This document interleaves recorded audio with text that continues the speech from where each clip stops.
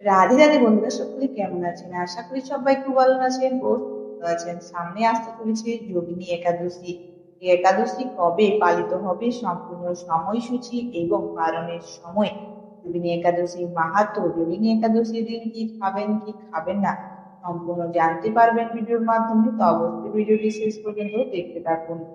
আষাঢ় মাসে কৃষ্ণপক্ষের একাদশী তিথি যোগিনী একাদশী নামে পরিচিত।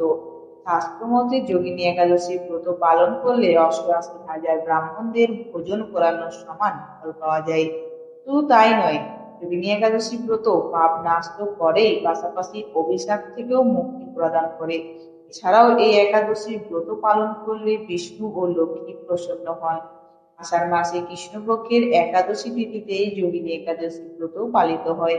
পঞ্জিকা অনুসারে এই বছর আষাঢ় মাসে কৃষ্ণপক্ষের একাদশী তিথি ২১শে জুন শনিবার পালন করা হবে এবং বৈষ্ণব মতে এটি ২২শে জুন রবিবার পালিত হবে। একাদশী পালনের সময় থাকবে ২৩শে জুন সোমবার সকাল ৯টা ৪৭ মিনিটের মধ্যে। শাস্ত্রে যোগিনী একাদশীর বিশেষ মাহাত্ম্য উল্লেখ রয়েছে। একাদশীকে ত্রিলোকের মধ্যে সবচেয়ে প্রসিদ্ধ একাদশী মনে করা হয়। এই তিথিতে শ্রীহরির পুজো ও ব্রত পালন করলে ৮৮,০০০ ব্রাহ্মণ ভোজনের বরাবর পুণ্যফল পাওয়া যায়। পাশাপাশি ব্যক্তির সমস্ত মনস্কামনা পূর্ণ হয়। সংকট, দরিদ্রতা ও পাপ থেকে মুক্তি পাওয়া যায় এই একাদশী ব্রতের প্রভাবে। একাদশীর দিন সাধারণত ফল, মূল, গুড় এবং দুগ্ধজাত দ্রব্য খাওয়া যায়।